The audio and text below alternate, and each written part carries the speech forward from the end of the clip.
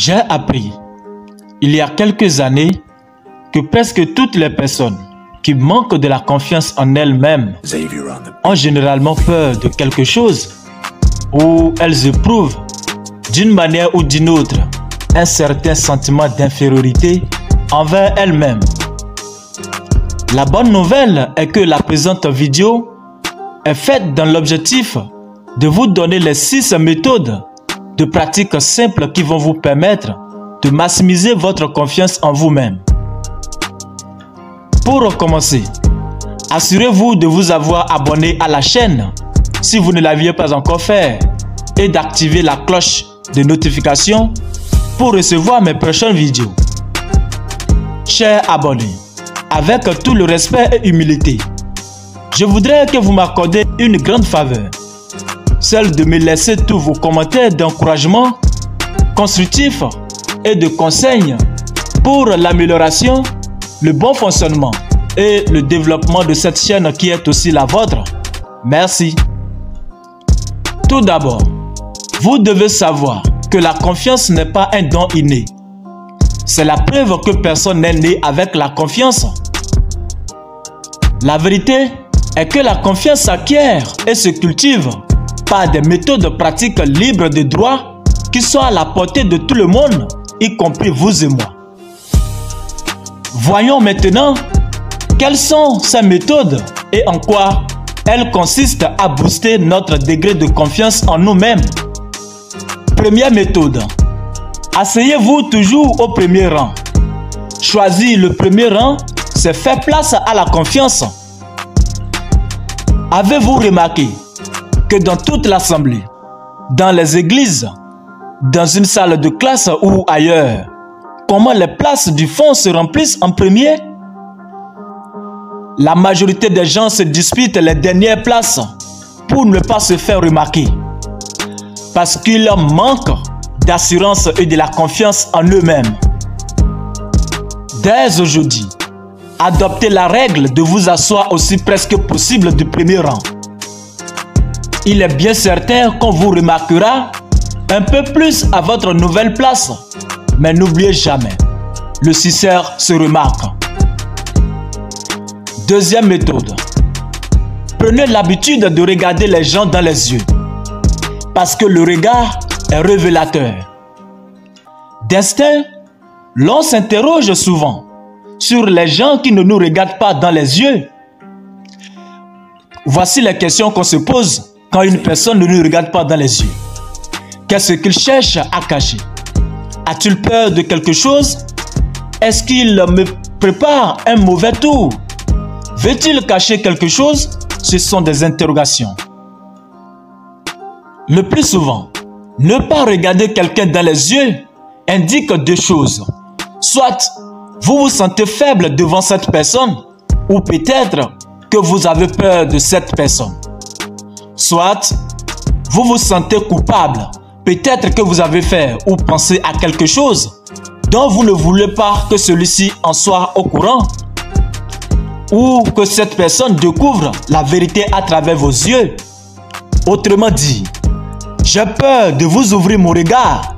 Vous pourriez lire dans mes pensées. Retenez donc ceci. Vous ne dites rien de bon de vous-même lorsque vous évitez le regard d'autrui. Vous avouez ainsi, j'ai peur, je manque de confiance. Dominez cette peur et appliquez-vous à regarder les autres dans les yeux. Regarde les autres dans les yeux, c'est leur dire, je suis honnête, sûr de moi-même, je crois en ce que je vous dis, je n'ai pas peur, j'ai confiance. Faites jouer vos yeux à votre avantage, en regardant droit dans les yeux des autres dès qu'ils vous parlent. Cela vous donne l'assurance et vous assure la confiance des autres. Troisième méthode. Prenez la parole.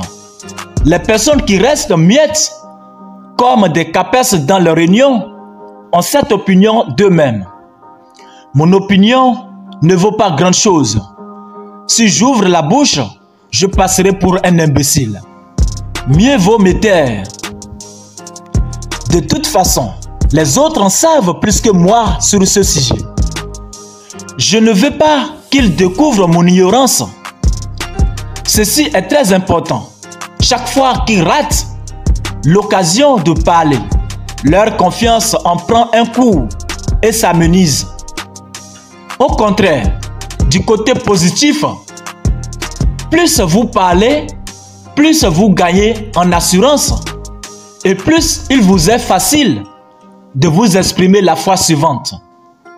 Exprimez-vous, c'est la vitamine de la confiance en soi. Mettez cette recette en pratique. Promettez-vous de prendre la parole à chacune des réunions auxquelles vous participerez. Parlez, dites délibérément quelque chose à toutes les conférences, forums et comités où vous serez présent. Sans exception, faites un commentaire, donnez un conseil, posez une question. Ne soyez pas le dernier à parler. N'ayez pas peur de qui que ce soit. C'est un grand pouvoir de gouvernance de parler en public. Quatrième méthode, marcher plus vite. C'est une bonne habitude d'assurance et de la confiance en soi. Les psychologues associent la nonchalance et la mollesse dans la posture et dans la démarche à une perception peu favorable de soi-même, de son travail et des autres. Et ils nous disent aussi que nous pouvons modifier notre attitude intérieure en modifiant notre posture, la vitesse de nos mouvements. Observez bien autour de vous et vous remarquerez que les actions physiques découlent des actions mentales. Les chiens battus, les vaincus de la vie, se traînent sous le poids de leur absence de confiance. Je le répète, les chiens battus, les vaincus de la vie, se traînent sous le poids de leur absence de confiance. Les gens moyens se déplacent à une allure moyenne, leur pas est moyen. Ils ont l'air de se dire « Je n'ai pas vraiment beaucoup d'estime pour moi-même ». Les autres qui ont de bonnes attitudes, des gagnants, manifestent une assurance supérieure. Elles marchent plus vite que la moyenne des gens. Ces gagnants sont presque au pas de course. On dirait que leur démarche semble vouloir dire « J'ai un rendez-vous important. Quelque chose d'important à faire. Dans 15 minutes, j'aurai réussi ce que je veux faire. » Utilisez cette technique d'accélération personnelle pour renforcer votre assurance. Rejetez vos épaules en arrière. Redressez la tête. Avancez un peu plus vite. Et vous sentiriez croître votre confiance en vous-même. Essayez et vous verrez les résultats incroyables du simple fait de marcher plus vite. Cinquième méthode, souriez.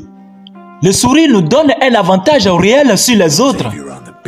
Le sourire est un excellent remède au manque de la confiance en soi.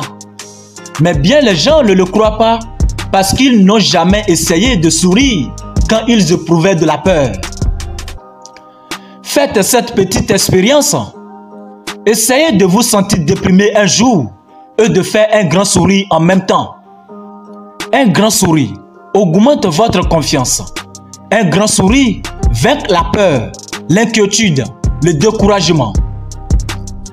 Un grand sourire, en plus de vous guérir de votre timidité, brise de manière instantanée les résistances des autres. Personne ne peut vous en vouloir si vous portez sur le visage un sourire large et sincère. Bien sûr, personne n'en a envie de sourire quand on a peur. La recette est de vous dire avec conviction que je vais faire un sourire et souriez. Tirez profit de la grande puissance de sourire. Sixième méthode, la plus importante, vaincre la peur en passant à l'acte. L'action est le seul remède contre la peur. Rattachez l'action à votre foi et vous aurez des résultats incroyables. La foi sans l'action est sans effet.